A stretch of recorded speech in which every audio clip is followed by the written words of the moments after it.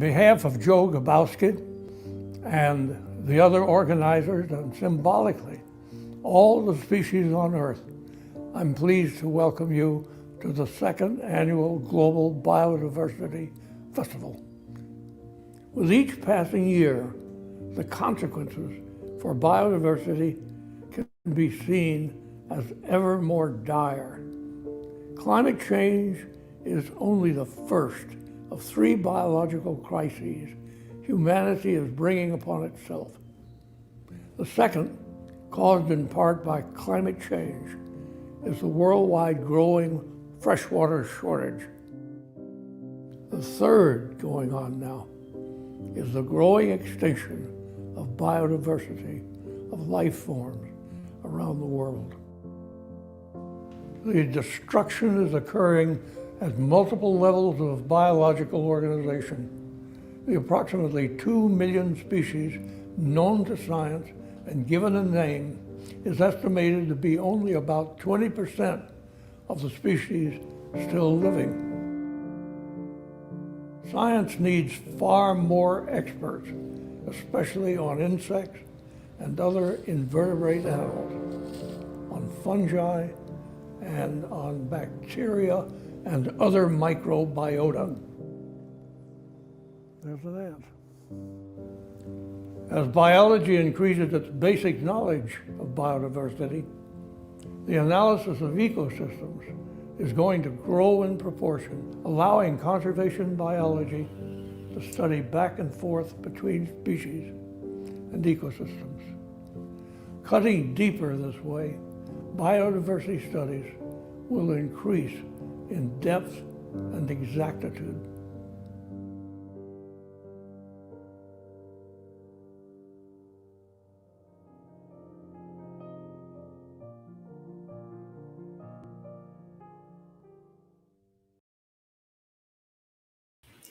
All right, well, welcome everyone to the pre-show of the Global Biodiversity Festival. My name is Joe Grabowski, one of the founders of the festival, and a face that you'll see probably a lot over the next 72 plus hours as we explore the world with over 150 speakers from all 7 continents, from over 50 countries. It is going to be one amazing event.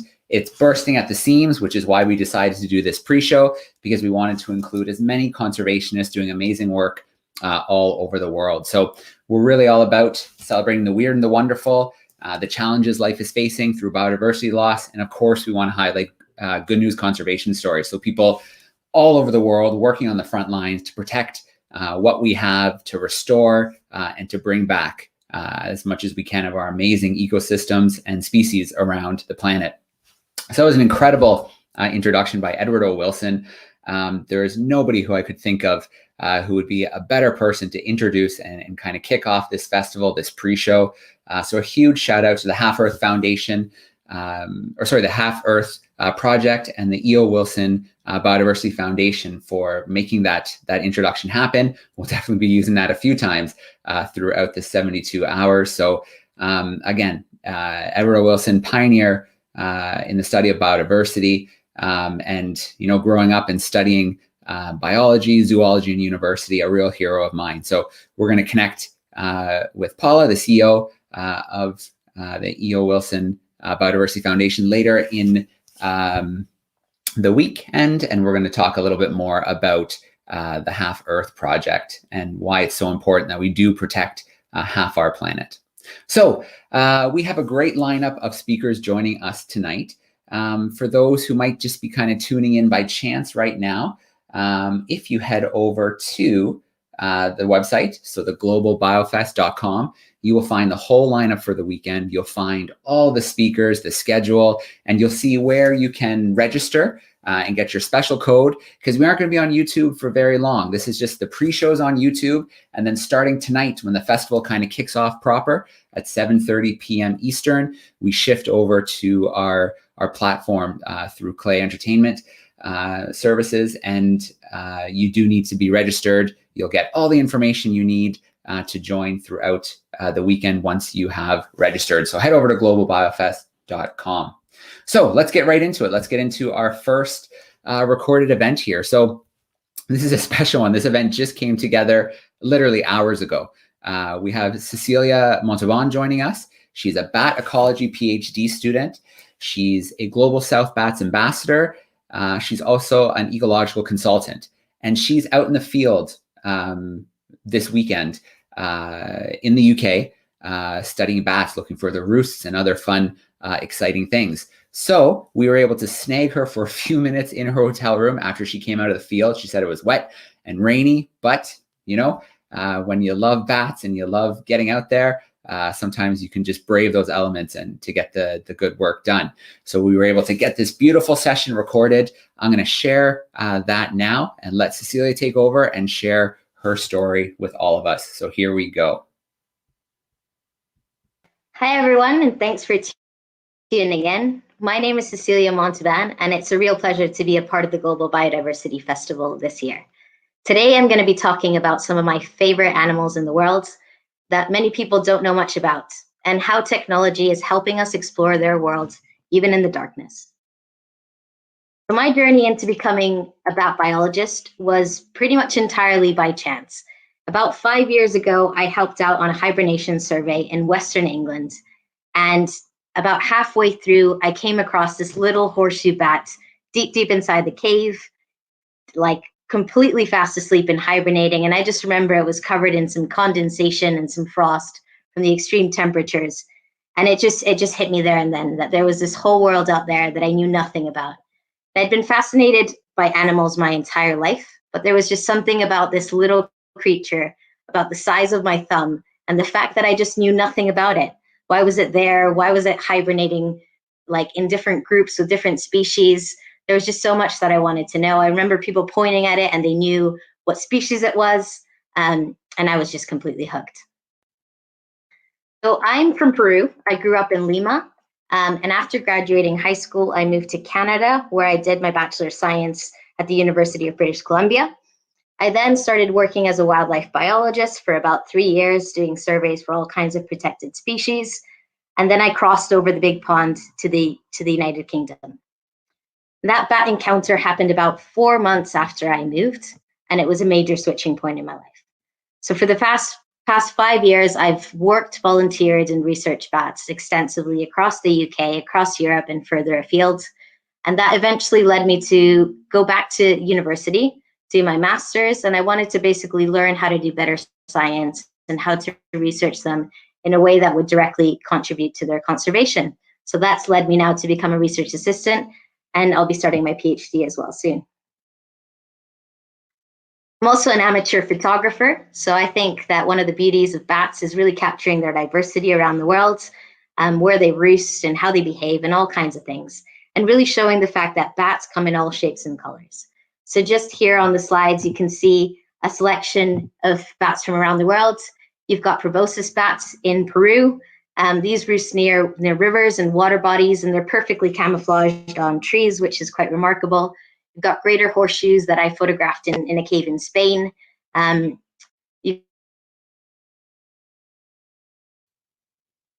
a leaf tent that we'll talk about a little bit more.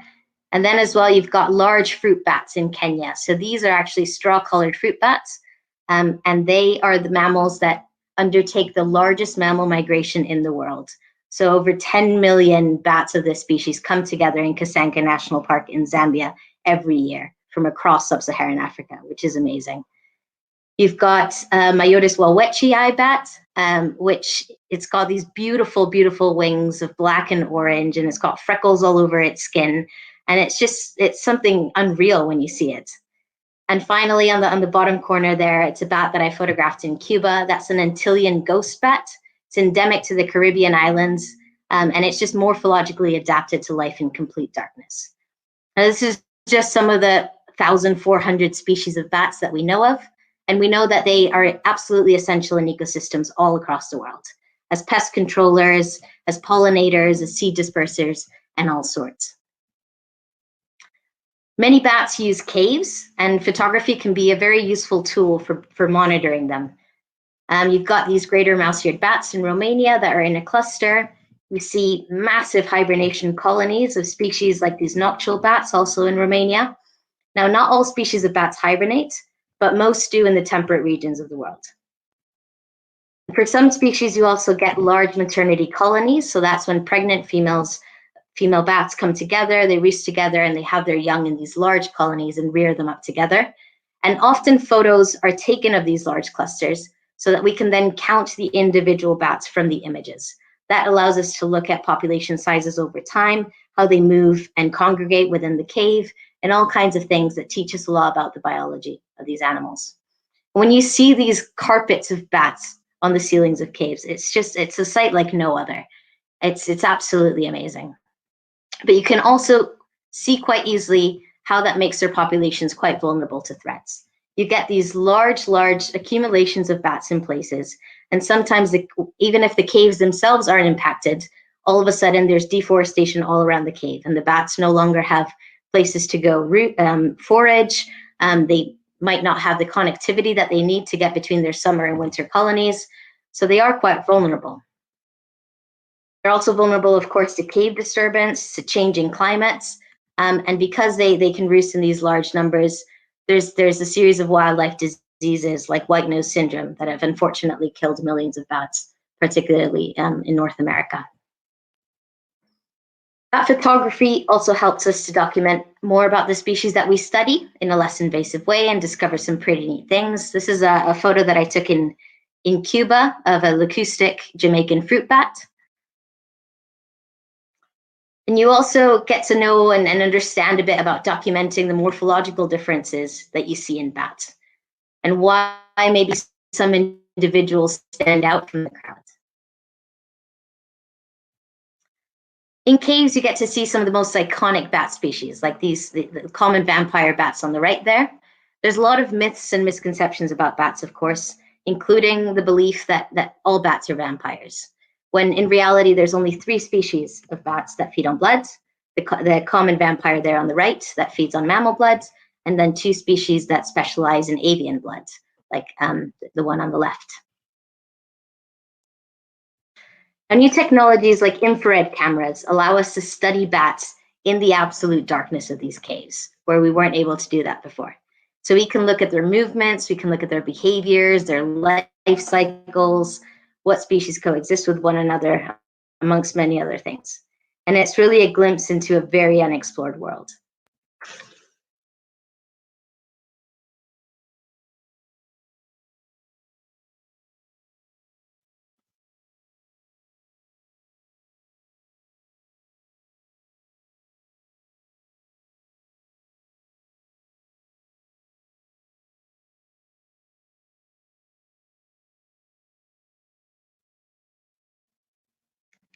You can see how different the different species are. Some of those are actually carrying pups as well.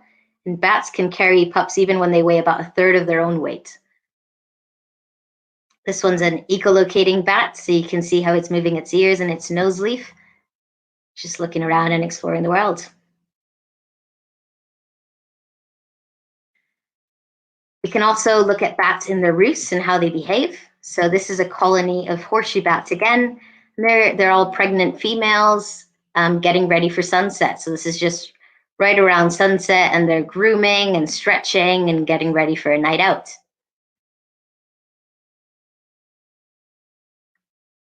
We also now have technologies that allow us to study the high frequency echolocation calls of bats. So what do bats sound like? Well, it really varies, but this is one of my favorites.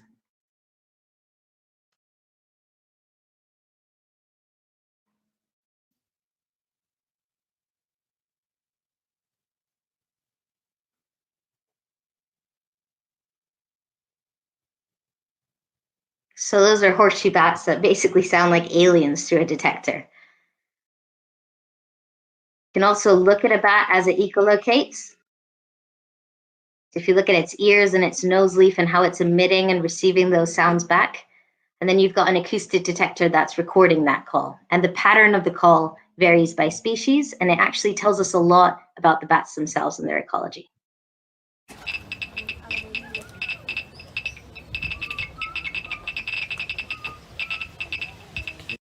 We now have hundreds of acoustic detectors on the market of all kinds of prices and different uses. Some of them we use as handheld detectors. Others are for static surveys, so basically setting them out and recording for a number of nights. like you would with a camera trap, for example, a similar sort of idea. And this will tell us a lot about relative levels of abundance of bats. You can figure out your diversity, which species are coexisting, and also start to look at how these things are impacted perhaps by things like land use change. Using these different technologies, we've learned that broadly bats have 3 types of calls, and it's very much linked to the habitats they use. So you've got constant frequency calls, sort of quasi-constant frequencies. They really do come in all sorts of shapes. You've got frequency modulated calls, and you can actually tell a lot about what the bat is doing as well. So you get what we call feeding buzzes. So this is the echolocation of the call. So the bat's coming along, click, click, click, click, click, and then it goes to catch an insect. And all of a sudden it does a thrill, and it goes really quick, and it zones into that insect and captures it. So we can tell how often they're trying to go for those bugs and catching them. You also get to tell when they're socializing, and you can hear some absolutely beautiful social calls as well.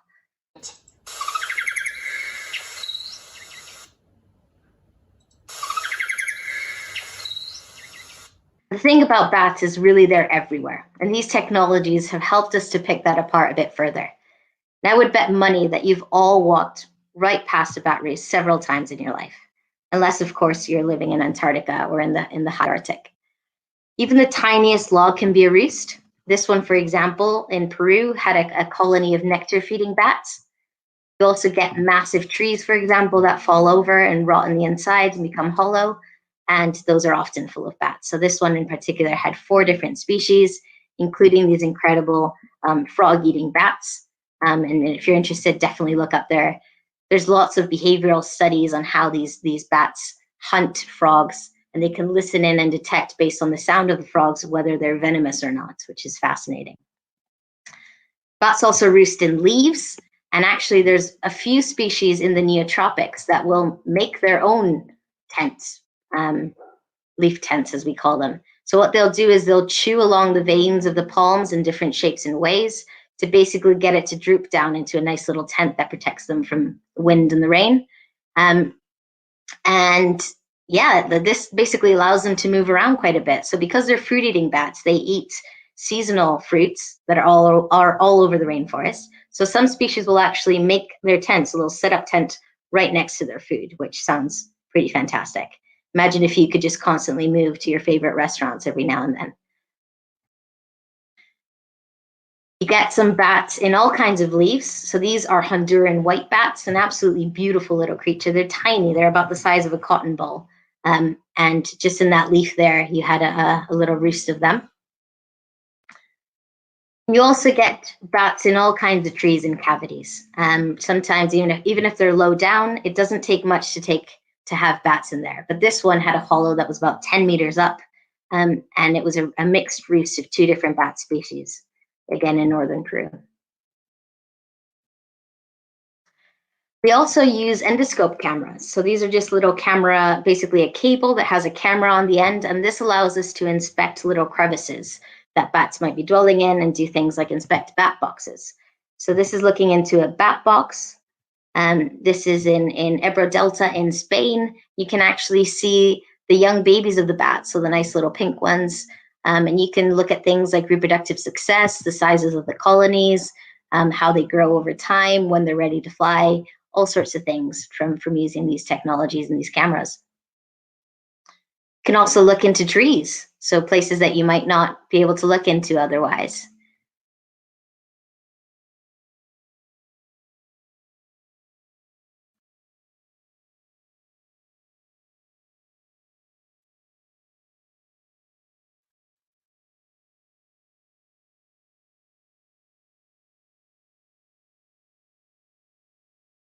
There he is, the bat at the end of the tunnel.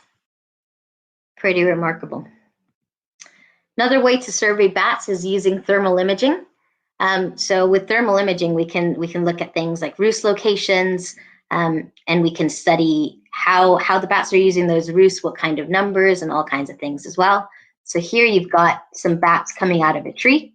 So you can look at things at what time they emerge, what time they're coming back, and do all kinds of studies on their behavior. Similarly, you can use infrared cameras to look at things like how bats are using buildings or what time they're emerging. So here you've got brown long-eared bats poking out of the gable end of a building not too far from north of London. And you can see them there popping out. Very beautiful bats, very quiet. And actually on the other side of that same building, you get these serotine bats that are also coming out. So these infrared cameras record in the absolute darkness, which is quite amazing. This is a artificial roost that was built for bats in Ebro Delta in Spain. This is Angolan free-tailed bats emerging from their roost in Zambia. And they just started coming out in the hundreds. It was like nothing I'd ever seen.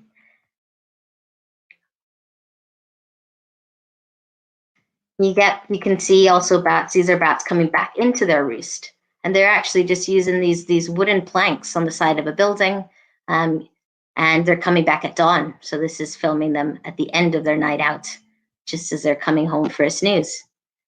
If you're interested in thermal imaging, there has actually recently been the new release of the Bat Survey guidelines for thermal imaging by Kaylee Fawcett Williams and BCT here in the UK.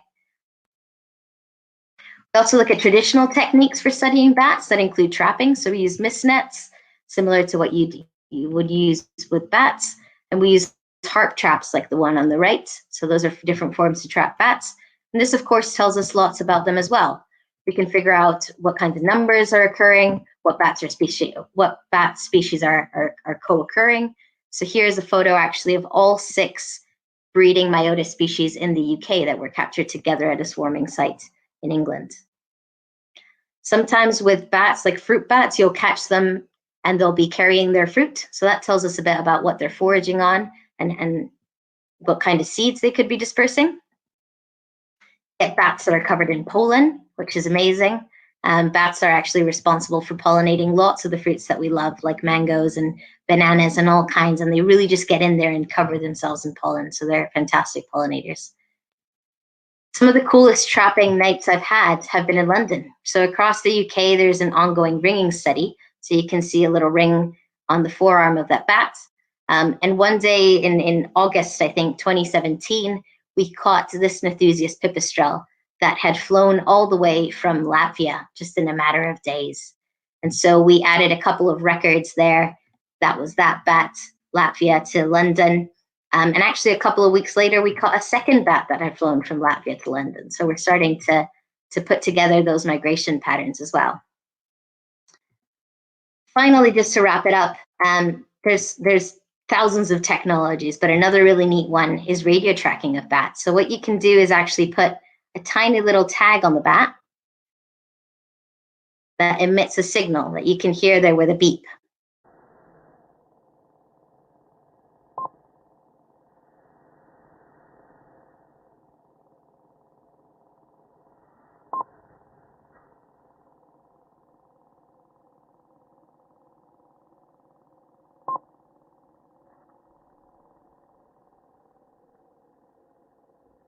So the bat's got a tiny little tag on its bat that connects to an antenna, and that antenna then emits back to the receiver.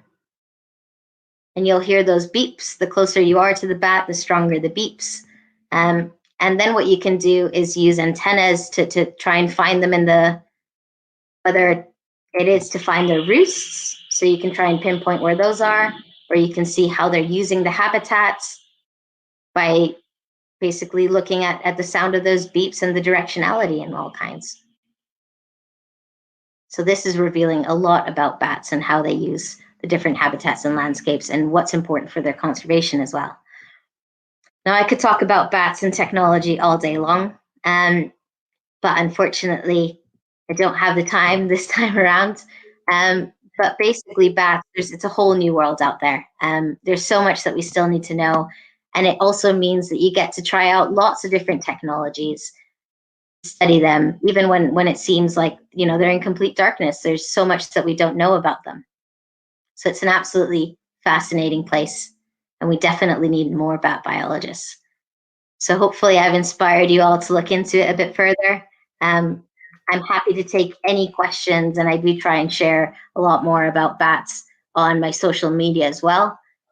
So I hope to hear from you soon, and just let me know if you have any questions. Thank you very much. Fantastic. Cecilia, what fun was that? And so if you want to come out of screen share, have a bit of a conversation with us, turn that camera back on. We'd love to have a few questions for you. What a beautiful beginning to our Global BioFest. And so, yes, I mean, one of the things that really jumps out for me is when I was a kid, you know, I was in love with bats. David Attenborough. Oh, there you are, you're back. And so I was in love with these animals from a very early age, and I went on bat walks here in Toronto. Is this something that you see in the UK, around the world? Are there opportunities for people to go and actually engage with bats personally? Because I think it's a really nice first step to growing to not fear them and to like them the way that you do. Absolutely, yes. I think if you're interested in learning more about bats, join your local bat groups. There's some that are internationally focused, like Bat Conservation International. You've got some that are regional or country specific. Here in the UK, we've got lots. And they'll often do bat walks or look to your national parks.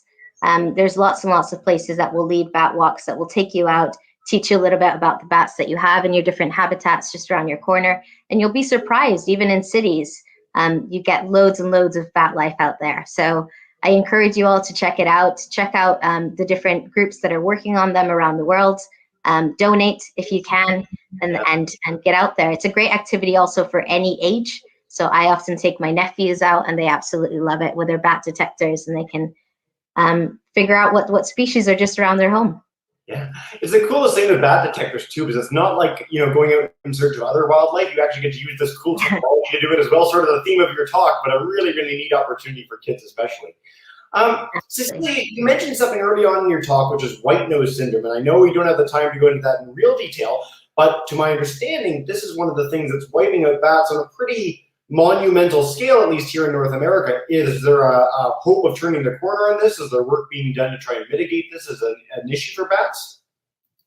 Yeah, well, I think with any of these wildlife diseases, the main thing that we all need to be thinking about is our biosecurity. So they're basically fungal pathogens that have been moved around the world by humans. So it's the same case with amphibians, for example, with chytrid fungus that occurred in some areas, and then humans moving from one place or another are basically taking them without realizing. So bats, amphibians, they've been suffering their own pandemic for years that's been wiping out hundreds to thousands, and some species have gone completely extinct.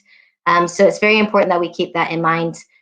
In the UK and in Europe in general, there hasn't been an impact of white nose syndrome. It's mainly in North America. And I know that there's a lot of conservation groups that have been looking into it, and lots of universities that are also doing incredible research.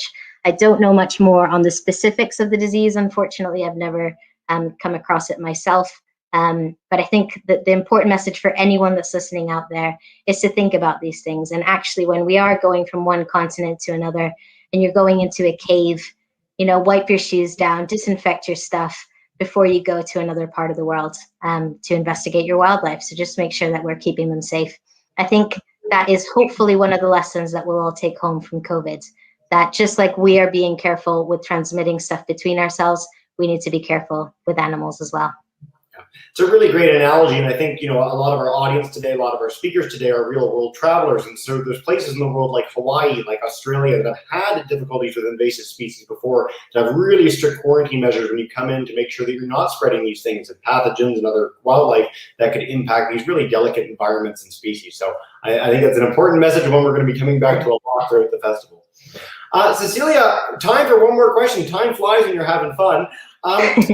How can people at home help protect bats? We talked about building awareness for them, getting engaged with them. Is there any specific thing that you'd recommend that people can do anywhere in the world they might be tuning in from to help protect bat species near them?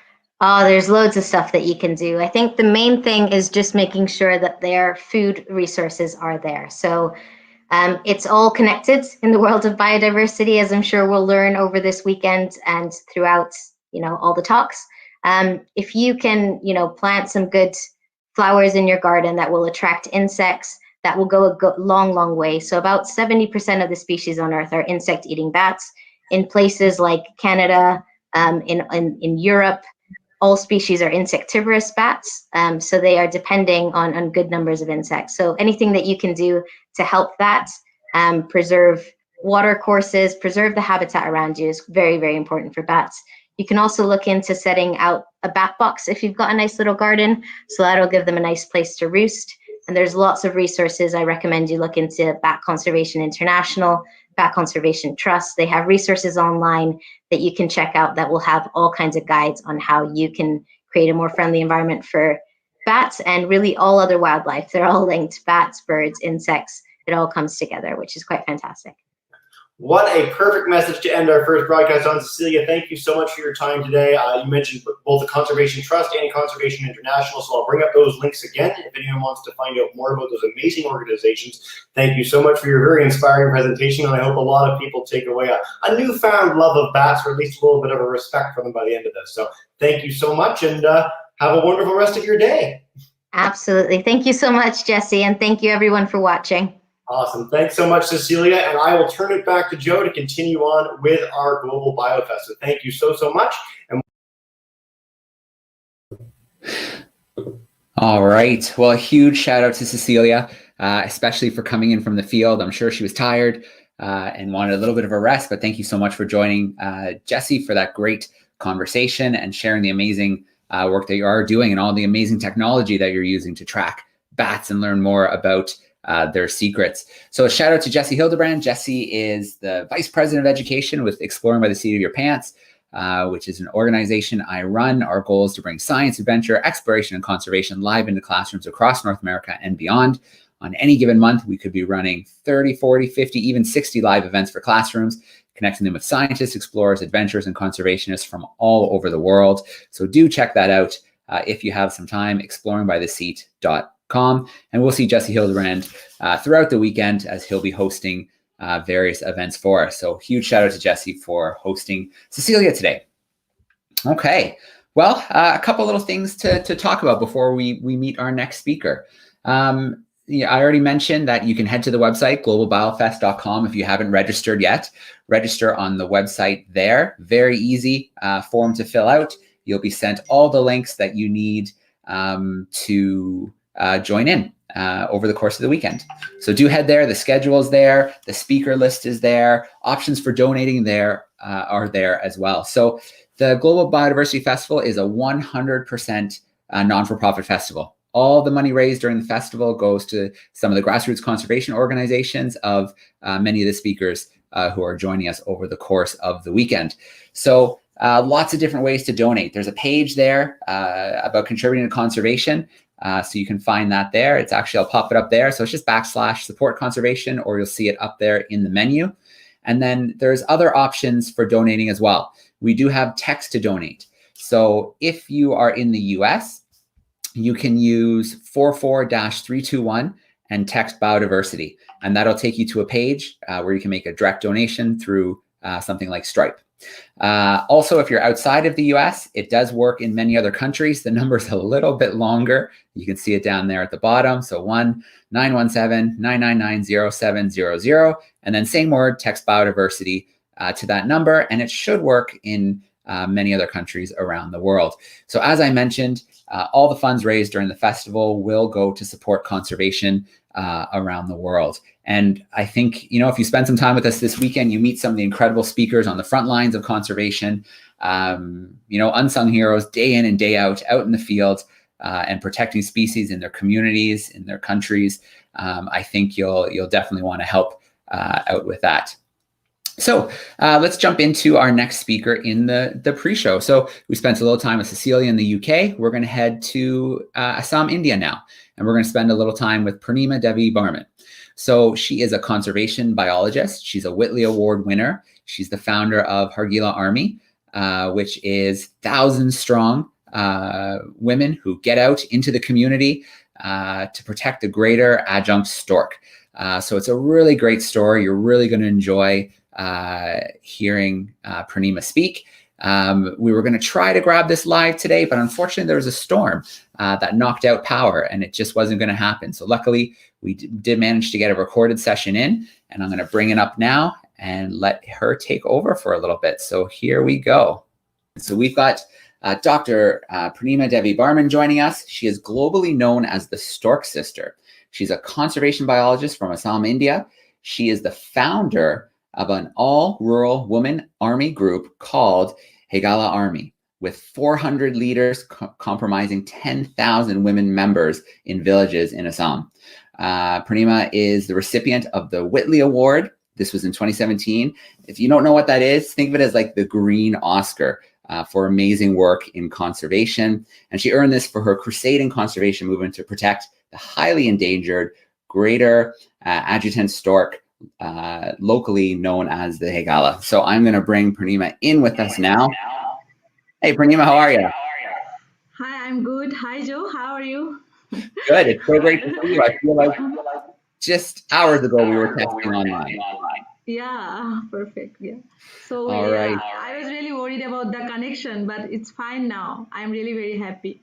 Thank you. All right. Well, Purnima, we're happy to have you joining us, and we're more than excited to learn about your story and the work that you're doing. So I'm going to let you take over for a bit. Yeah. Hi, Joe. Hi. Yeah. So So I can share my screen, right? Yeah, we're ready. Okay. Thank you.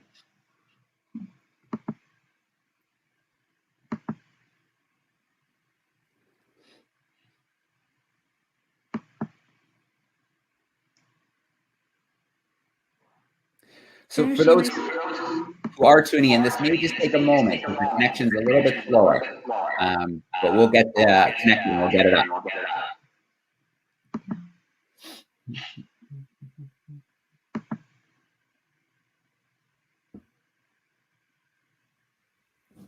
Can you see my screen? All right, I see it. Oh, that's great. Okay, I was really worried about the connection, but finally, yeah, I'm into this. And thank you so much, Joe, for this wonderful opportunity. I'm very blessed and privileged to be here. And thank you so much for connecting me with so many women. And I was very inspired by Kim, and yeah, really hats off to her. And yeah, today I'm from Assam, and as you have, thank you so much for your introduction, kind introduction. And I am from Assam, from India. Assam is from northeastern part of India.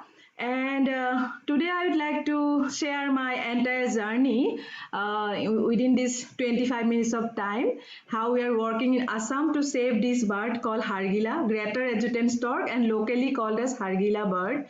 And before that, I must have to share share one story. 12 years ago, actually, how I came, into this conservation effort. So I want to share with all of you. So actually, 12 years ago, I went to a village to do my PhD. I was very desperate to do my PhD on this bird.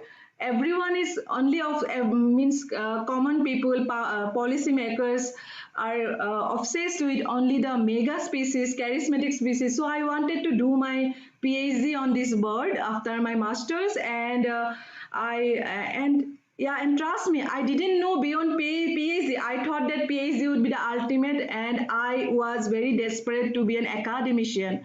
So that was my dream. So, but everything changed in my life through an incident. I landed in a village called Dodora village in Kamrup district of Assam, and I had a life-changing encounter with a woodcutter, a person who had cut down his own tree which had 9 nests. I'd like to show some kind of visuals like this was a huge tree which we call as kadam tree, Anthocephalus kadamba. This had 9 nests, 9 baby birds, and he cut down the trees, and a few six died, a few six were alive. When I was there, I was so embarrassed, and trust me, I was an introvert and I didn't know how to speak much, but I dared to speak to the person why he had done so. And I think I was a very bad communicator, and he was reacting on me like anything. He was yelling at me, and his neighbors joined him, and they surrounded me and started clapping at me, teasing me, mocking me. And they said that the tree, that the person who had cut down the tree, he said that this bird is a bad omen. Don't you know this bird is a bad omen, and you are expecting me to keep this in my backyard? This is a bad omen. This doesn't need to live. And so why don't you take it to your home? It is a duty of forest department. Why should I bother about that? And they surrounded me, and then I was really very embarrassed, and I asked them, requested them, please help me, because I want to rescue those birds with all of your help. And then they started mocking me that oh, this lady would eat, actually this lady would eat this hargila, this meat of this hargila bird on the way. So it might be very tasty or delicious, something like that. I was just listening and listening, and then when I was coming on that day back to my home, I became restless. I Something happened inside me, and I realized that what is the value of my education? What I am going to do by doing this PhD research if I couldn't even motivate those people? And something changes happened, and I just decided to stop my PhD, delay my PhD, and I decided that one day if I would be able to rope in these people, then only I'll start my PhD again. So it is important to bring the birds into the habitat and minds of the people rather than my thesis. So with this view, with this determination, the very next day, early morning at 6 a.m., I reached to the village again, and I started meeting people. And trust me, since that day, I have been working with more than 10,000 families in the village. I wanted to be an academician, but now I am very proud myself to be introduced as a community member, as just a layman community member. So thank you so much for listening to my story. And today I'd like to I'd like to mention how we came to the next step, and so far what are the challenges. And this is a summary kind of slide. Like, I want to share that Hargila is an endangered bird according to IUCN Red List, and they are technically more endangered than rhinos, tigers, and elephants.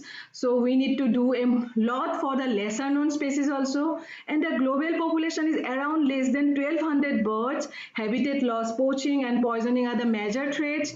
And the bird is treated as disease-carrying pest, bad omen, or unhygienic bird. That is the hugest part of the conflict. So, and here you can see the picture. And this picture tells the entire story of the conflict and of the threats. Actually, this you can see that how close the Hargila bird build nests, and as I have mentioned that they are treated as bad omen or disease-carrying pest or a scavenger bird. Hargila, Hargila itself. Hargila is a local name of greater adjutant stork. Hargila itself means, it is a combination of two words, har plus gila, means bone swallowers. So they are not welcome much. So people hated them, and then once the birds come to a tree for nesting, the tree become vulnerable. People just try to get rid of the bird. And and I might have to mention here about the incident when I met those people, those tree owner who had cut down the tree 12 years ago. That incident I'm sharing with you. Actually, I must admit that it is not at all fault of them. They are not aware. Actually, there is no awareness about the wildlife conservation or importance of the bird. So we can't blame them. It was, I think they were I think they were in their place, and they were just sharing what they feel. So it is, I think, our duty to rope in and work with them and spread the message of conservation and build ownership. And so we started doing a pre-campaign survey why people cut down the tree, and we found some results that, as I have already mentioned, that they treated them as meshy. smelly birds, and the nest pollen sticks was a big headache for them because more than 45% six baby birds where you can see some birds, right? These are the baby birds. Actually they look like adults. So these birds, more than 45% birds fall down, and if either they die or directly die after falling down from the nest, or if not attended also sometimes they die. So we found that it was every year we found this mortality. And when these are not attended, or when sometimes they can't come to know also when these birds are die in the nest, then people become annoyed of them, and they just cut down the tree because of the smell and all. So we just developed a PR campaign, and started a conservation project in the villages in Assam. And we started with a determination that one day we would bring the birds into the tradition and cultures of the people. And with this determination we started our campaign with different target groups. And then we started motivating the tree owners, making friendship with them, understanding their concerns, which was so important. And when we work with communities or for a conservation project, being consistent or persistent is so important. And then we started doing lots of awareness, a restless campaign, like 24, it is our 24-hour job. We did a restless awareness campaign in the village in Assam, so that people, so that it hit people's mind, policymakers' mind all the time, how important it is to save Hargila bird. And then we formed, and slowly throughout, during our work, we gave birth to a all women Hargila army, who are rural women and who are called Hargila army, and who are the protector of the tree, voice of the tree. And now we have more than 10,000 women who are the place members of Hargila army, who is, I am very proud. And our rural women who never knew earlier that they have a role in society for conservation, now they are so proud to be Hargila army. They want to be Hargila army. Like if there are a few women who have not joined, they want to be Hargila army. So every day, at least 30 or 40 members join us as Hargila army, and this way we are spreading our effort more and more. And our work is an integration of science, protection, education, awareness, pride, and empowerment and tradition, which I have mentioned already. And we most of the time when we found that women didn't want to come to the meeting, they often rejected because they had to cook for their husband, for their children. So we came with a different education module. So we merged cooking festivals with our environment education modules. Here we are, for example, here we are playing Web of Life, an environment education game, and here we have at the same time we merge it with a cooking festival or cooking competition. And this became the biggest hit. Our women liked it, and they started coming like anything, and we befriended, and we started this mission together. And this is one of our very important event, which is called Hargila Baby Shower or Hargila Panchamrit in Assamese. And this is a baby shower. And I have a question. Have you ever visited or attended a baby shower of an animal or Hargila baby shower? And if not, please come to Assam to meet our Hargila army and join the Hargila Panchamrit event or Hargila baby shower. So here we, when the birds are in the breeding season, when they lay eggs, as I have told you that the people cut down the trees. I felt that they don't like lectures, they don't like lectures, they don't cut the trees and all. So rather than that, I just came to the mind that why not coming with a different idea. So we just started doing Hargila baby shower, and we celebrated it exactly like the way we celebrated for the Assamese expecting mother. And this also became one of the very important events. Our women became so emotionally sensitized and they became so participatory in this event. It was one of their closest event. Earlier they laughed at this event, but they became so participatory, and every year we are waiting for the Hargila baby shower. And so this way we started again. This is also another very important event, how we merge like Hargila education into Gita Bhagavat procession. It is Gita Bhagavat is our holy book, and so we merged this Hargila campaign into our holy book, where more than 8,000 people come to the street and celebrate, and we merged Hargila into the celebration of Gita Bhagavat, that is our holy book procession. And we have a program called Communities Teaching Communities, and our women are very proud to be a part of that. They are educators, and then they educate other group, and then the other group educate others, and this way actually we can reach more and more people. And this is one of the campaign which we continue throughout the breeding season, which is a pride campaign and which is very effective tool. And we don't miss any opportunity. Here you can see this is a tableau in our Republic Day, our women participating in this tableau. We don't miss any opportunity to create awareness.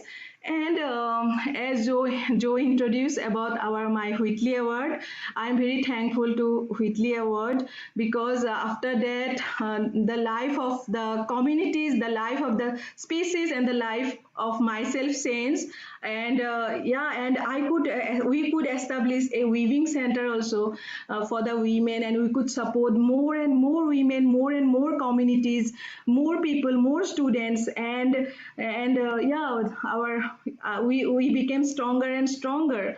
And you can see how, and I want to mention that this work is not only saving the bird, it is also empowering women and social changes in the villages also. And you can see how proud our women are, just they are weaving the storks in the stork motif in our traditional attire. And here you can see our women group, just they are weaving. This is a part of from our weaving center. And then we link them with market so that they can sell our products. And so then we also got support from New Zealand High Commissioner in India, and we offered sewing machines to them. And I would like to mention that during lockdown time, during COVID, it was really very difficult everywhere, especially for the communities. And and at that time we came up with this idea to produce face masks, and we produced more than 11,000 face masks to distribute among the communities. And with this support, our communities also earned a good amount of money and support for their family, which was really very helpful for them. And I'm very proud that, just during the pandemic time, we learned many lessons how to survive in hard time and all. And then those lessons taught us to be more and more productive. And I tried to support more and more women to produce more and more attires and all with new ideas and designs. And then all of these products are available online, and people love to support our women through this website, which is called Pasu Pakshi, means birds and animals, which is dedicated for wildlife. And we also initiated lots of reward schemes for the school children, tree owners children and all. And we work a lot with the schools, and we name them as champions or guardians of the stork, who is really very which encourage them a lot. And these are some classes converted into craft Hargila classes. And we also work with the rag pickers community in garbage dump, and we try to work as mass edge to work with them. And this picture I'm sharing because it is I'm very inspired by this picture, because every time when I go and meet these rag pickers children, they are just, I think they are the star, I think, because they teach me a lot, because how to be happy, they teach me how to be happy, how to be productive, with the limited resource. And yeah, so, and I'm very proud to mention that we are going to launch our Hargila Learning Center next month. It was this picture was from the when we started this, and we are going to now launch our Hargila Conservation and Education Center next month. And if anyone wants to join us, support us with ideas, with environment education plan, any ideas, artwork, you are mostly welcome. We would be very glad and honored for that. And I am also a part of Women in Nature Network, which is a global group. And through this group, I met many women, and who are really doing great work for the cause. And I'm very thankful to Win. And we are also working very closely with district administration and police. Kamrup Police is our partner, I think, who is one of the strongest part of our project. And as I have mentioned, that our work is a part of protection, pride campaign, empowerment. So this is a part of our, just rescue and rehabilitation part.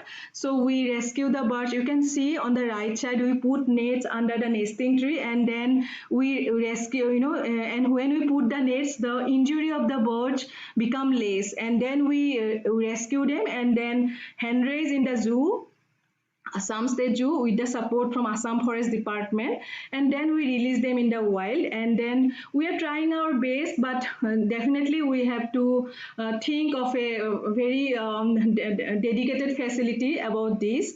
And this picture I'm sharing because I'm very inspired by this picture also.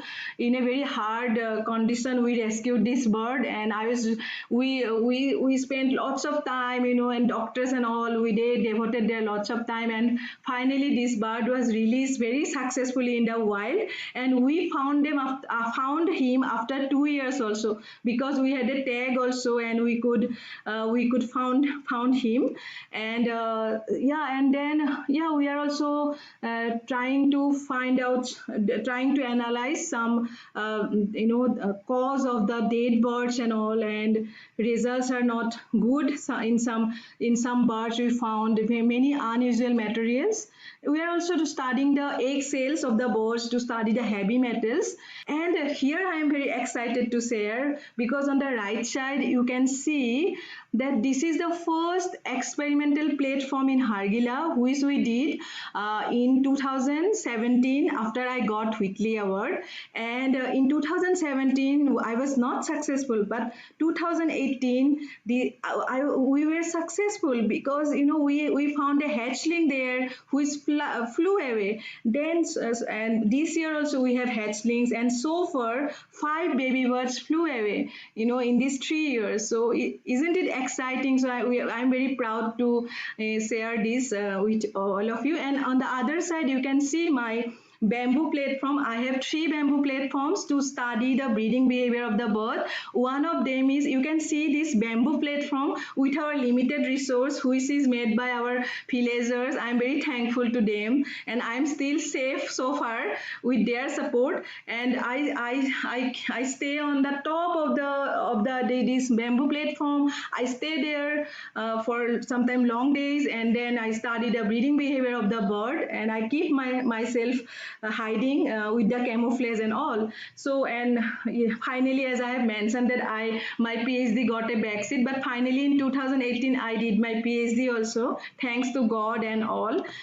And I'm very inspired by this experimental breeding platform, which I'm out of excitement I'm sharing. And the same kind of experiment we did in Assam State Zoo also, because I have a very good partnership with them. So we tried the same kind of experiment in the Assam State Zoo, and Assam State Zoo became the first zoo to breed them. The idea behind this is the experiment. We want to see we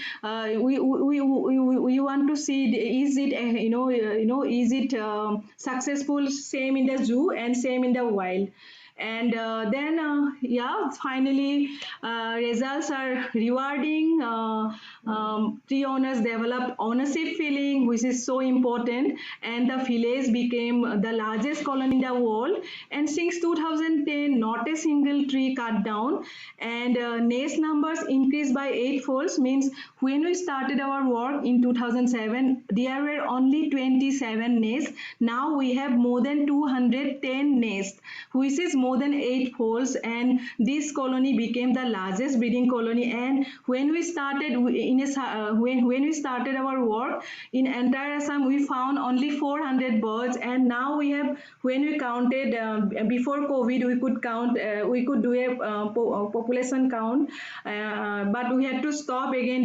There was there was another population survey and nest survey which we had to delay. But I'm mentioning about the pre-COVID result. We found more than 950 birds in Assam, and which I think we are hopeful, and but population is vulnerable. And trust me, everyone, working with people is the toughest challenge, but it's a joy also. It's a lesson learning also. So these are some achievements which I want to share with all of you. And yes, I want to mention that we women are unstoppable. We have to break the barriers, the stereotypes, and sky is the limit. Even we have to think beyond the sky, beyond the limit. And this picture, I'm very inspired when I see a tree. These tree are holding the birds, and they are so inspiring. And last month, I went to a different colony in Assam, and this tree was supposed to be cut down by a tree owner, but we made him not to cut the trees. We tried to convince him, and but we took some time from him. Please give us 5 months, we will do something, please give us. And we tried to motivate him as much as we can, and I hope he will understand. We are going to meet him again next month. And I want everyone to protect our trees. They are our inspiration. They are holding these Hargila birds and other species and habitats of many birds, and they themselves inspire us. So thank you so much, everyone, for to it. I'm greatly thankful to all my donors, all my supporters, villagers, everyone. Everyone for your kind support. Otherwise, we could not have been there. And thank you so much. And yeah, thank you so much, Joe, and everyone, Whitley Awards, Danny, for giving me this wonderful opportunity to be here. Thank you so much. All right. Well, Purnima, that was great. Thank you so much for sharing your story today. It is so inspirational. And to think it started so negatively with that experience you had, a really poor experience, and you turned it into just a powerful force to protect the stork. Amazing. Thank you so much, Joe. So, Purnima, I want to squeeze in a quick question here. There's a grade 8 student in. His name is Ibrahim, and he is wondering if the stork conservation work you have been doing has led to other groups trying the same thing to conserve other species. Oh yeah, so okay, I can read the question.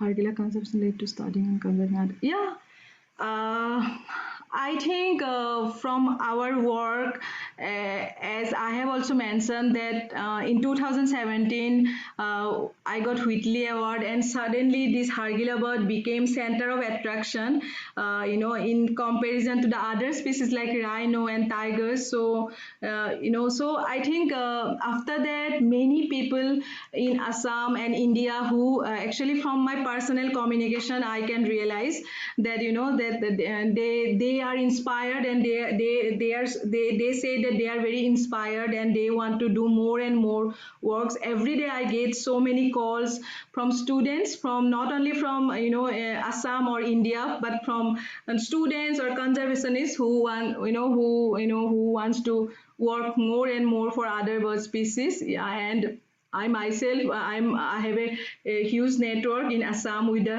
other conservationist group who are working on birds, who are studying on birds, and we inspire each others and we exchange ideas. Yeah, thank you so much, Joe. Okay, well, Purnima, thank you. I know it's getting later in the evening in India. Thank you for sharing your amazing story with us. And I, for one, am looking forward to continue following your work. Thank you, Joe. All right, excellent. Well, Purnima, I'm going to let you get on with your evening. Thank you so much for joining us. And we're going to bring our next speaker in. Okay, thank you so much, Joe. All right. Well, a huge shout out to Purnima for joining us from Assam, India, and the amazing work that she has been doing. You know, conservation animals, not every animal is cute and cuddly, but that doesn't mean they're not an important part of a healthy ecosystem and that they don't need to be protected. So again, great work and great to see you being recognized with things like the Whitley Award, which is like the Green Oscars of conservation, an amazing global award. And they just had their award show about a week ago. And so you can check that out. You can find that on YouTube and learn about some amazing new conservationists from all around the world. So a huge shout out to Purnima, and hopefully the power is back on soon. And of course, we'll host you again on the Global Biodiversity Festival. So before we jump to our last event for the pre-show, I just want to make a couple little reminders, and mostly that throughout the weekend, you know, we're going to be broadcasting over 72 hours, 150 speakers, all 7 continents, over 50 countries, scientists, explorers, adventurers, conservationists, photographers, filmmakers, people in finance. You know, everybody has to work together to protect the planet and make sure that we, you know, are healthy and are taken care of, but not at the expense of the planet as a whole. So after this, we will periodically pop on YouTube for little teasers, broadcasting a few of the events, just to kind of let people know the festival is going on and that if you register, you can tune in throughout the whole weekend. So it is 100% free to register, but there is an option there when you do register to make a donation, you know, as low as $5 and upwards. And then, of course, all of that money, as this is a nonprofit festival, goes to conservation. None of the money goes to the organization of the festival. A lot of amazing people behind the scenes who've dedicated their time, a lot of in-kind time to help make this happen. And we'll meet a lot of those groups throughout the course of the weekend. So I do want to shout out one of them right now. So Lenovo EDU, they are building an incredible community for educators in the US and the UK and Australia, a great place to come together, to learn, to share ideas. They've got great Explorer series coming out. So I highly suggest that you check out Lenovo EDU. We'll be featuring it throughout the weekend and how you can join and take part, especially as an educator. I'm going to share a little promo video now before we move on to our next speaker.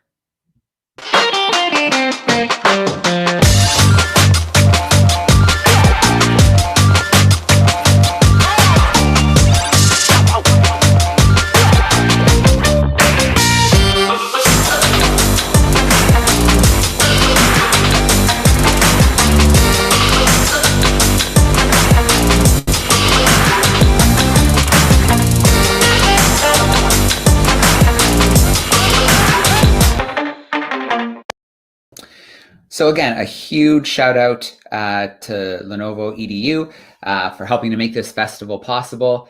Couldn't do it without generous support like that. So definitely check out the website, join the community, and do a little exploration. So one more reminder, if you do want to continue tuning in throughout the rest of the weekend, head over to globalbiofest.com. Register. You'll get sent all the information because, like I mentioned, we're here for the pre-show. We'll jump on once in a while with some events over the course of the 72 hours. But for the most part, you need to be in and registered. All right. So our final speaker in the pre-show is John Flynn joining us. John is the founder and conservation director at Wild Seas. He is a fellow of the New England Aquarium, and he's also on the board of advisors of the Ocean Foundation. So John's going to share his story with us of bringing the community in to get involved in sea turtle protection in Ghana. And he's done incredible things mobilizing the community. So here we go. Let's check out John. Hi, everybody, and glad to have you here with us today from whatever part of the world you may be joining us from. We're very excited to be part of the World Global Biodiversity Festival for 2021. And the big question that we have today is, can we save the sea turtles of Ghana? So to do so, we're going to look at the species, we're going to look at some of the threats, some of the challenges, and what our conservation strategies are. So a little bit of background to us. I'm John Flynn, I'm on the left there. And on the right is Neil Davis, and we're the founder and co-founder of Wild Seas. So we originally met in Greece in 2008 when Neil was working on a sea turtle project. And it was my first time to encounter turtles. I knew nothing about them. Neil basically informed me about turtles, about the general state of the oceans. And from there, I just developed a big interest in marine conservation. In 2011, Neil got a call to go down to a hotel in Ghana. Now, this hotel was doing a little bit of work to conserve sea turtles, but it wasn't really sure what to do and the correct methodology, so needed some expert input. Now, to set some more of the background, let's look at where Ghana is in the global position. So we have Africa there, and you can see India over to the east. You have the Gulf of Guinea, and just on the first third of the screen, you'll see Ghana there. So Ghana faces into the Gulf of Guinea, which is basically an offshoot of the Atlantic Ocean. It is sub-Saharan, and it's a tropical climate, which means the working conditions can actually be quite hard. So that gives you an idea of where Ghana is in terms of the overall picture of Africa. But then closer up in Ghana, we're going to show you the areas where we work. So you'll be able to see Takoradi, you'll be able to see Axim, and over as far as Nuzelezu. So we're working primarily in the western coastal region of Ghana. So Takoradi would be a very large trawl port. We have a very small amount of work there, but the main focus of our operations is between Axim and Nuzelezu. Now, Nuzelezu itself is actually famous as one of the only stilt villages in Africa. It's actually built on a lake, completely on stilts, a little bit inland. So the nearest town on the coast is called Nelikazo, and that is where we do most of our beach protection work. So if we were to look a little bit more of our own background and how we've ended up here, we mentioned about the fact that Neil got called to go to this hotel to try and explain how to do conservation work. Now, despite the fact that sea turtles are protected in Ghana under the wildlife conservation regulations, in reality, there is practically zero enforcement because there is a lack of willingness on the part of a lot of local authorities to get involved against what's seen as against the local community, because these communities, we must remember, have relied on the ocean for generations and generations. So trying to suddenly come in and say you can't do what you've been doing isn't going to work. So from the very beginning, we've had to work out a system that'll work, that'll actually gain the support of the communities. So we realized that as things were, they couldn't stay that way. So we did need to design some form of community-based conservation program. So we decided that without having the commitment of the communities, we weren't going to get anywhere. So the first thing was to identify what sort of turtles there were and what the roles of each turtle is in Ghana. So there are 5 species of turtle inhabit Ghana and the Ghanaian waters, the largest being the leatherback and the smallest being the hawksbill. Now, each of these turtles has its own ecological role. However, in terms of working with local communities along the coast, that's not a particular area of interest to them because they see turtles as a source of free protein from the oceans. But when we're working with fishermen, it's very important that we instill in fishermen an understanding of why each species of turtle is important and what role it plays in the ocean. So let's just briefly look at some of the ecological roles that sea turtles do play. If we look at green turtles, we'll see that they maintain healthy seagrass beds because their diet is primarily vegetarian and they will actually eat seagrass. So if you have a long stalk of grass and it's going rotten near the top, they'll clip it near the bottom like a lawnmower. which means that you end up with a cleaner, healthier seagrass bed. Now, seagrass beds are important because it's an important spawning area for a lot of fish.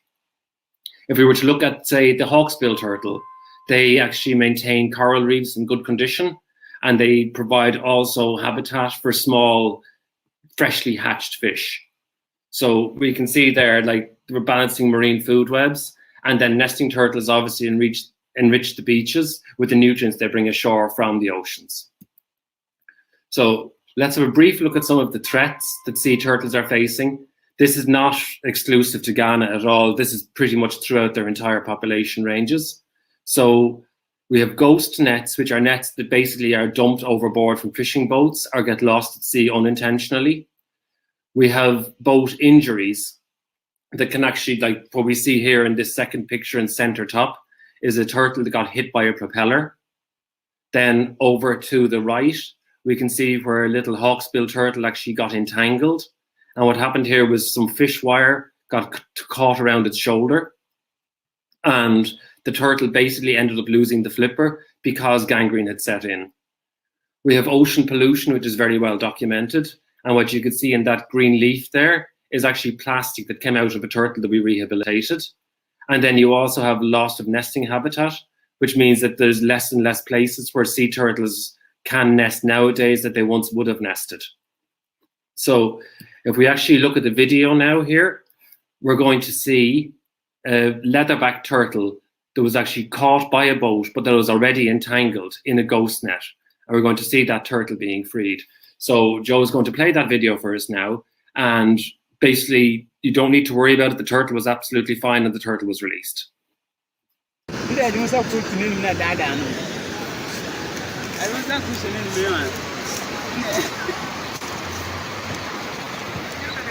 Oh yeah, that video.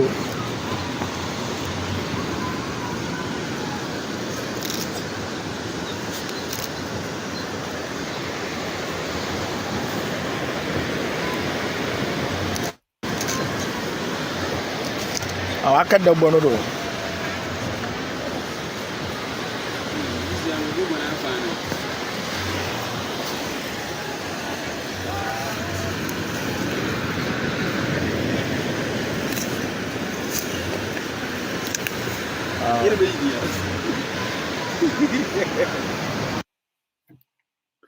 Now, what you saw there was something that is completely avoidable, but it ultimately comes down to people's actions and being conscious and not dumping things into the ocean, especially ghost nets.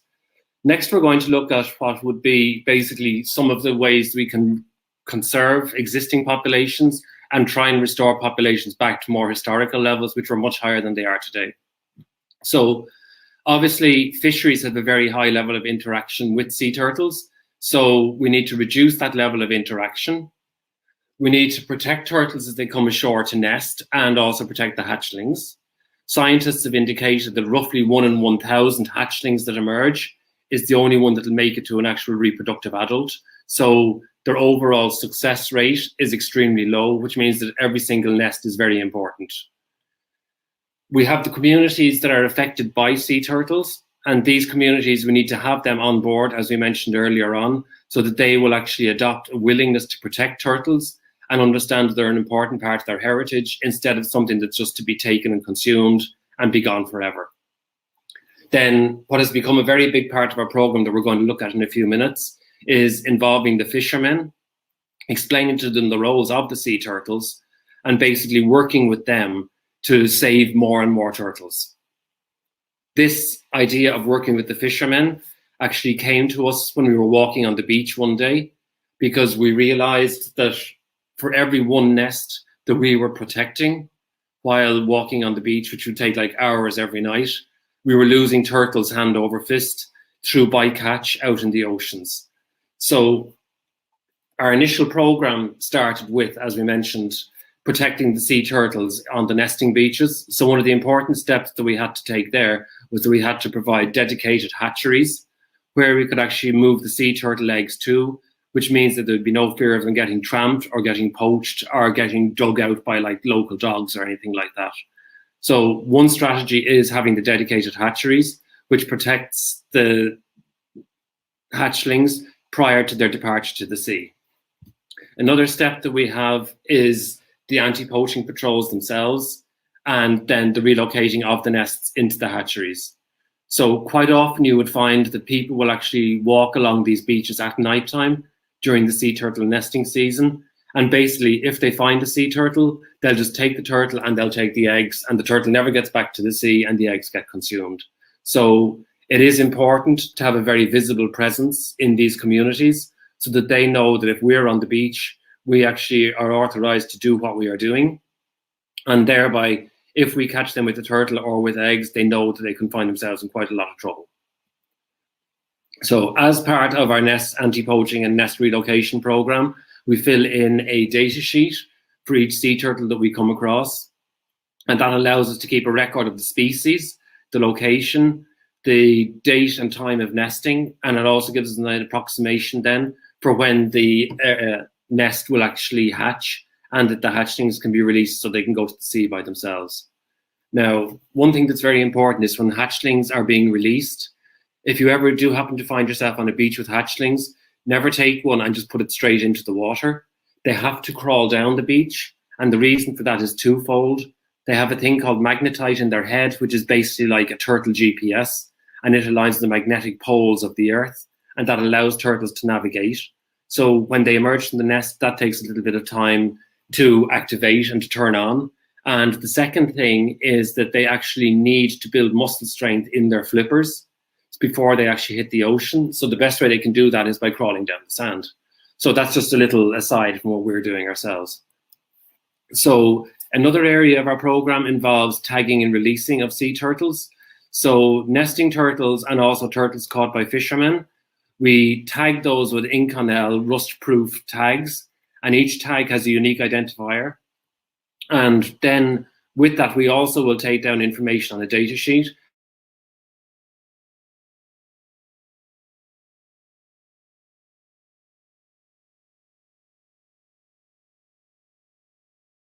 And that gets submitted to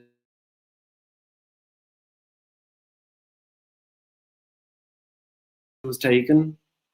And on the right-hand side, we have Enoch, who is the head of the anti-poaching.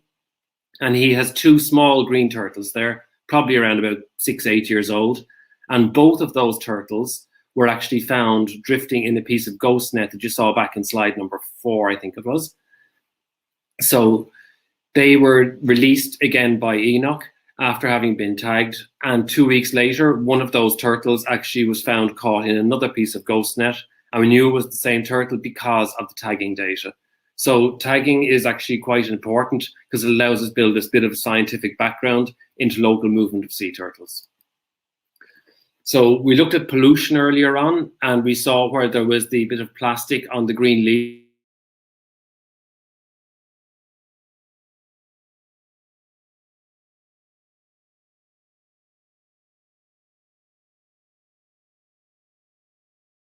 That had come out of a sea.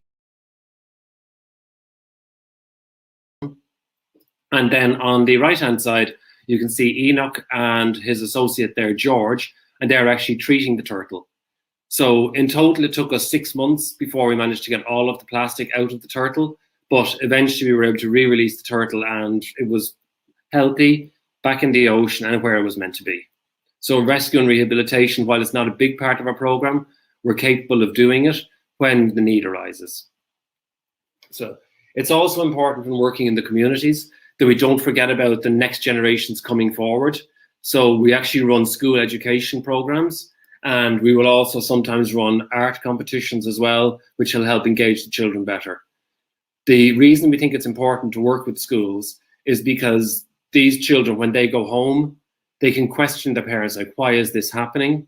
So by giving the message in the school, it helps them bring the message home, which we can't necessarily always do because we can't obviously call house to house trying to explain what needs to be done. So then another area that we work with as well is at the state level. So we're working with officials to try and guide policy and basically bring our on-the-ground experience of what's happening and what we're actually understanding and seeing from communities into the offices of the legislators. So it's very important that we involve all different stakeholders, from the fishermen to state officials to local communities, because without involving everybody, the programs just don't run as well. So looking briefly again at the sea turtles, we did look earlier on, but at the green turtle and how it worked in seagrass and the hawksbill for the coral reefs. So the only other one there and this is actually an important one, which is the first point, is the leatherback turtle, because the leatherback turtle is the biggest sea turtle. It is also an endothermic sea turtle, which means that it can swim to the highest and lowest latitudes because it controls its own body temperature. So it's found out through the greatest range of the ocean. Now, because it is the biggest turtle, it is also naturally a target for fishers because they see it as a higher value and that it's going to have more meat, so they're going to do better out of it. So we need to explain to the fishermen that leatherbacks are particularly important because leatherback sea turtles eat jellyfish, and jellyfish main prey is actually fish eggs. So if we have an abundance of jellyfish, we're going to have a dearth of fish eggs. Eventually, the fish population will collapse, and subsequently the jellyfish population will collapse, and the leatherback population will collapse. So by the leatherbacks keeping jellyfish in population numbers in check, it basically keeps the marine ecosystem balanced so that all the different species can actually still live in relative harmony with each other. So we're going to look briefly now. You've seen Neil and you've seen myself. As you probably can imagine, and one of the reasons we're online is because of the global pandemic at the moment, so it's very, very difficult to travel. So what we have done is we have actually appointed one local person down in Ghana to be the country head, and he's our main point of contact while we're not there ourselves. So this person's name is Eric Keeson, and he was a runner-up in the Boat International Ocean Awards in 2020. And in 2021, he has been named as one of Africa's top 100 young conservationists. So now Joe is going to actually cue up a video for us that's going to show basically a little clip from Eric telling us a little bit about himself and about the work that he does in Ghana. So we hope you enjoy the little clip. It's not long. Please enjoy it. I am Eric. I have been with Wild Seas since 2012, protecting and engaging myself with sea turtles in Ghana. I've been working with fishermen. Beside me, this is the boat that they use for fishing activities. We work with them because of sea turtles. They do bycatch. Through that, our sea turtles education, it has helped us to release the turtles back to the ocean.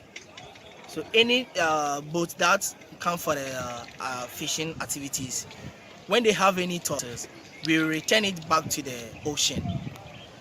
While these have been education programs with the fishmongers, students, kids, and fishermen, we did a lot of activities in the western region of Ghana.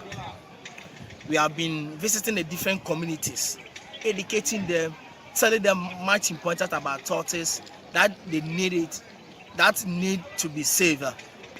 Through education programs, we have achieved over 2,000 sea turtles in Ghana. Wasis are working a lot since that time up to yet. Eric and his team are doing a lot of activities through us, and we have achieved more because of the Global Diversity Festival. This festival is going to help conservation work and sea turtles to improve and give them more improvement for their work. The motivation is going to let everyone work hardly. We are not going to give up until everyone is the global take the good steps. We are going to work hard to see that life and turtles are totally need to be saved. The global planet need to come up with a good solution. Then some of the solutions going to be happening is that the turtles are going to be saved, the plants are going to be saved, animals are going to be protected, and the mamas are going to be getting their good standard in life. Thank you so much. So there we had a little bit from Eric in his own words. Eric is actually leading up a team of 5 different towns where the fishermen all participate with us. And what we do is basically when a fisherman gives us a turtle, we give a fisherman a ticket. And then each month we have a little rewards program. So we don't believe in the idea of a direct payment, but we do understand that when the fishermen are giving over something, it's only fair that we offer them the opportunity of receiving something in return. So by doing this way, we actually gain the support of the fishermen, and it allows us to release more and more turtles. You heard Eric saying there, we've released over 2,000 turtles since this program began. Now, in the nesting area where we work, we would get approximately 20 nests per year. Each nest, we will say, will give you 1,100 turtles, actual hatchlings on average. So that'd be 2,000 hatchlings per year we would normally get. But only 2 of those hatchlings are likely to actually make it to mature turtles. So while the anti-poaching work is very important, where we actually get the best return for the effort is working with the fishermen due to the very high level of interaction they have with sea turtles. What you're seeing on the left-hand picture there would be a very typical meeting whereby we're actually speaking with some local fishermen and explaining to them why we want them to be involved. And then from time to time, what we will do is we will actually offer extra little incentives such as like t-shirts, or as you can see on the right-hand side there, we actually gave them some rain gear for when they're out fishing. Now, here's an example of another village where it's actually a coastal community, and the way that they fish is through the beach seining method. So what you have is you have a boat that'll actually drag a net out to sea at one end and bring it around in a big C shape. So you'll have fishermen at both ends of the net, and then they'll pull the net ashore onto the beach with whatever they've managed to catch very near the shore. So these fishermen do also catch sea turtles. So we mustn't focus only on canoe fishermen from the boats that you saw in the background with Eric there a minute ago, but we must also work with the coastal beach seining fish communities. So there's actually a lot of different stakeholders involved, as we mentioned, state level officials, local law enforcement, the local communities themselves, the village chiefs, the chief fishermen, school kids, just a cross section of the entire community. So there is a lot that we want to achieve, and we are getting there step by step. The next big thing is the more fishermen that we can involve, the greater the actual return on our efforts is going to be. So we're going to have a quick glance now at what all of this work is about, and Joe is going to show you a video of a sea turtle doing what sea turtles are supposed to do.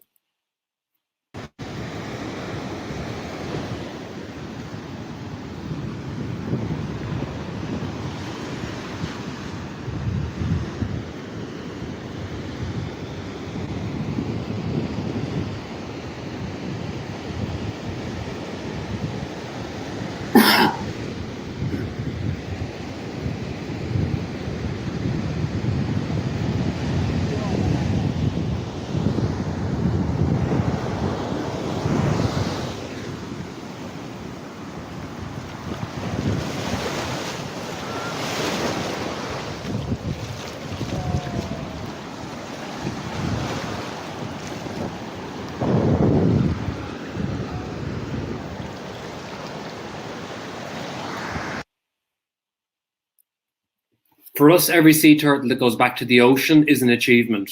So many of these sea turtles previously would have been killed by fishermen, but through persistence and through education and just by sticking to what we've been doing, we're managing to turn things around slowly. But it's not just down to us. Everybody can do their own little part to play. So if you like, there's a number of bullet points there that you can glance at, and you'll see just very, very simple things, but everything together all helps to make a change. Now, I'm sure there's probably a couple of questions that might come this direction. So if there's anything I can answer, please fire ahead.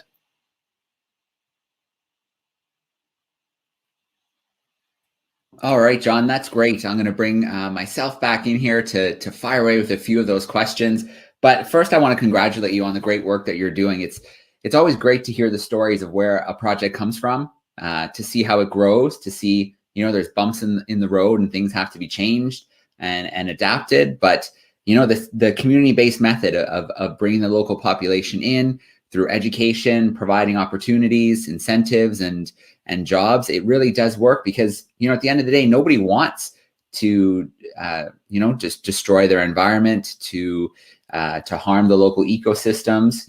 People take a lot of pride in their home environment. So, what you're doing, providing these opportunities is great. And I mean, the evidence is there. You can see how the program is working.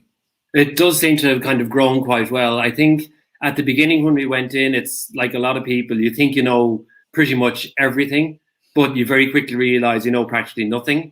So for us, the biggest learning curve was actually getting an understanding of these communities, of how they work, of their own needs, and what was creating the problems that we were trying to solve. So once we gained that understanding, it let us get a lot more traction. And one of the ways that we did go about gaining that understanding was actually saying to the local people quite up front that, look, we don't know how this works. How does this work in your communities?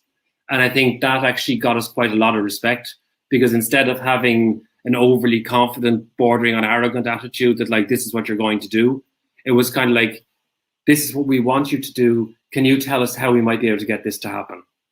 Yeah, absolutely. It kind of builds that ownership, that sense of pride, when they see the program grow as well.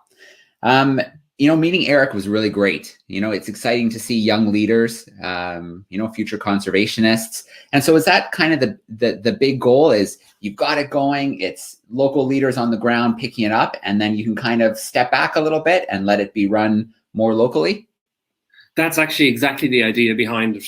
I think if we build a program like this, that's permanently, we'll say, run from the outside, for want of a better way of putting it, then people will revert to form if that outside support is just suddenly taken away. Whereby if you build a program around the local community in the first instance, that program has a lot better chance of long-term sustainability. Absolutely. And then do you think this is a program that, it worked well in one area? Is it something you're going to try to implement in other spots, maybe Africa, other countries, other organizations? Yes, well, what we did was we actually introduced a similar program in the Gambia just before we went into the whole lockdown last year. So unfortunately, that program didn't get traction because we weren't able to support it for long enough because of the lockdowns. But we've also been speaking with people in Senegal, and this is in particular relation to working with the fishermen. We've explained the program to them. We've given them all the templates, and it's a program that we would hope to actually introduce there as well. So it's been designed and has taken 10 years to get to that point, but it's been designed in such a way that it's replicable worldwide. All right. Well, John, what a great program. As a diver myself, there's nothing better than being in the water and seeing a sea turtle doing its thing. It's pretty amazing. And it's great to see the buy-in from the community, and not only the protection on the beach, but, the protection on the side of the fishermen to the point where they're actually bringing the turtles so you can help them and get them back into the water. Because you're right, those mature ones are so important, with so few making it there, that maximizing that conservation is so important. So thank you so much, John, for the project and sharing it with us today. You're very welcome. As I say, it's been a pleasure to be part of the Global Biodiversity Festival. And I'm just going to leave you with the final closing slide now. So if you want to actually go and check out our work, our website is from prehistoric times, but our Facebook page is reasonably up to date. So you'll be able to find the details there now. And we'd also like to give a quick shout out to the Marine Conservation Action Fund of the New England Aquarium for their support through the years as well. So we hope you've enjoyed the presentation, and basically keep the faith, everybody, and we're going to make the planet a better place. Thank you very much. Okay, well, again, a huge shout out to John. It's an amazing program. Exciting to meet John, and also to meet Eric, a young leader in the country who, one day is going to be taking over probably and spearheading the project. So it's great to get to meet him and hear a little bit about the work that they are doing. So also great that, the intention is to get get the project up and running and then hand it off to the community. And it's already made great strides through education, through knowledge about ecosystems, better practices in the fishing community, and releasing a lot of those bicaught turtles back into the wild. Because, as John said, one out of a clutch of 100 eggs may survive to maturity. And so if you're taking the mature turtles out of the population, that's a huge, huge issue. So anyone that can be put back into the wild is a big deal for conservation of the species.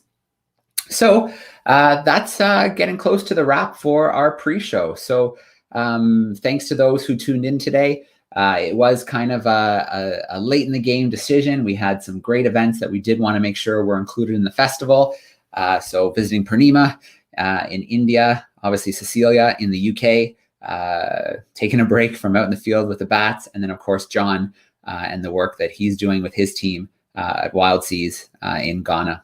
So last little reminders before we do kind of wrap up until 7:30. So the Global Biodiversity Festival really kicks off full swing at 7:30 p.m. Eastern.